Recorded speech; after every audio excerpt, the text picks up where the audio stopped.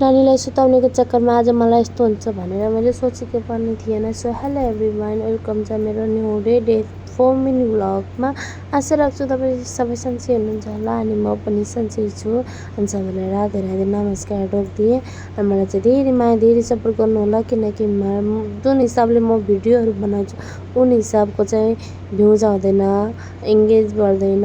अनि त्यही भएर चाहिँ धेरै सपोर्ट गरिदिनु होला साथीहरू। तपाईँहरूको सपोर्टले हामी अगाडि बढ्ने हो। अनि सो साथीहरू, आज चाहिँ मैले मिनी भ्लग चाहिँ दिनबाट सुरु गरेको। अनि किनकि म बिहान चाहिँ मैले भिडियो सुट गर्न पाएन, मलाई लास्टै गाह्रो भएको थियो, म बिमार भएको थिएँ। अनि म चाहिँ हस्पिटल गएको थिएँ। तपाईँ मेरो कुर्ता सुरुवाल देखिसक्नु होला। मैले चाहिँ जाँदाखेरि चाहिँ मैले कुर्ता सुरुवाल लगाएको थिएँ। अनि मेरो छोरालाई घर आएर चाहिँ म नास्ता गरेँ। मेरो छोरालाई मैले सुताएँ। छोरीलाई सुत्दाखेरि चल चाहिँ मलाई खोजिरहन्छ कि। अनि मेरो छोरी सुतेको मौका पाएर मैले फटाफट कपडा पठाएँ। अनि यस्तो हुँदो रहेछ कि साथीहरू, जब बच्चा ठुलो हुँदै जान्छ, अब बच्चाको ग्रोथ बढ्दै जान्छ नि, धेरै एक्टिभिटी धेरै गर्दो रहेछन् क्या। मेरो नानी चाहिँ पहिला सुतिरहन्थ्यो, चुप्प लागेर बसिरहन्थ्यो, खेलिरहन्थ्यो। अब चाहिँ मेरो नानी चाहिँ लास्टै चकचके रोने अनि भएको छ क्या। अनि सबैको बेबी यस्तो हुन्छ कि मेरो बेबी मात्र यस्तो मलाई त थाहा भएन, तर मेरो नानी चाहिँ गर्छ। तपाईँहरूको बेबी कस्तो गर्छ मलाई कमेन्ट गरेर बताउनु होला। अनि साथीहरू, यही हो हाम्रो दिन चाहिँ यस्तै जान्छ हो। अनि के गर्ने, जस्तो तस्तो दिन कटाउनै पर्छ। यस्तो चाहिँ दिन लामो भएर होला, खै लामो भए पनि मलाई त्यति छोटो लाग्छ नि, पुरै छाडिदिनु होला, कस्तो छोटो लाग्छ। अनि मेरो कपडा राख्ने यो रेकलाई चाहिँ तपाईँहरू चाहिँ यत्रो घोर गरेर नहेरिदिनु होला है। के गर्नु साथीहरू, जुन हिसाब चाहिँ हालत अनुसार हामी चल्नुपर्छ। अनि किनकि यस्तै हो। अनि के भन्छ, यसलाई चाहिँ म यति मिलाउँछु नि, जति मिलाउँदा नि कपडाको हालत यस्तै हुन्छ भने क्या। हेर्नु न, यताबाट खसिकाउँछ, उताबाट खसी, हप्तामा एक बारमा मिलाएकै हुन्छ, तर मिल्दैन। आज मिला भोलि यस्तै भइजान्छ क्या।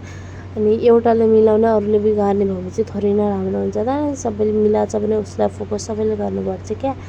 अनि यही भन्दा चाहिँ मैले फटाफट यो टोकरीमा चाहिँ म गन्दा कपडा पनि यसमै राख्छु, राम्रो कपडा पनि यसमै राख्छु। यही हो, मैले चाहिँ यताउता कोनाकानी भएको गन्दा कपडा पनि ल्याएर यसमा हालेँ।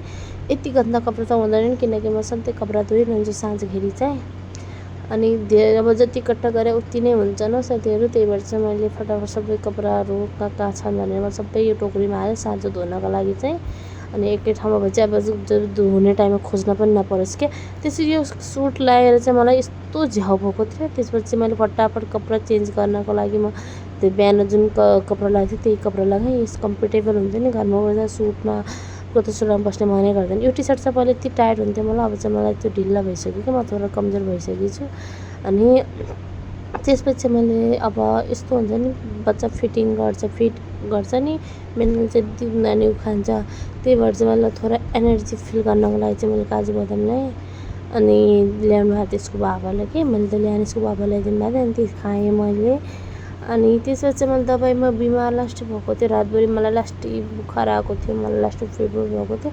त्यही भएर चाहिँ मैले औषधि ल्याएको थिएँ। अनि औषधि खाएँ मैले। अनि पानी चाहिँ खुब खानुपर्छ साथीहरू, लास्टै गर्मी छ। अनि ग्लुकोज पानी, नारियल पानी, अनि निम्बु पानी, अनि ओआरएस सबै खानु होला तपाईँहरू चाहिँ। पानी धेरै खानु होला किनकि गर्मी धेरै छ। अनि कति ठुलो ट्याब्लेट के यो केसको पो दिएको डाक्टरले, मर्ने भनेको त दिएको होइन कहिले।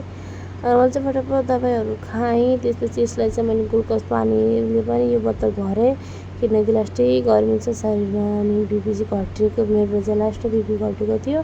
त्यो चाहिँ मैले कोही पानी खाने मैले निर्णय लगेँ, त मैले त पानी खानै सकेन क्या। यति धेरै सुतेपछि त पानी खानै सक्दो रहन्छ क्या। अनि सो साथीहरू, यही हो आजको दिन चाहिँ मेरो यस्तै बितेर गएको थियो। त्यसपछि मैले मुखसुख धोएँ कि सनस्क्रिन लगाएको हुन्छ नि, त्यही भएर चाहिँ मुखसुख धोएर चाहिँ मैले थोडा भिडियो एडिट गरेँ। अनि त्यसपछि मैले नानीसँग घरमा सुतेँ। सो साथीहरू, तपाईँहरूलाई मेरो मिनी भ्लग कस्तो लाग्यो कमेन्ट गर्नु होला। यस्तो मिनी भ्लग हेर्नलाई मलाई धेरै माया धेरै सपोर्ट दिनु होला। सो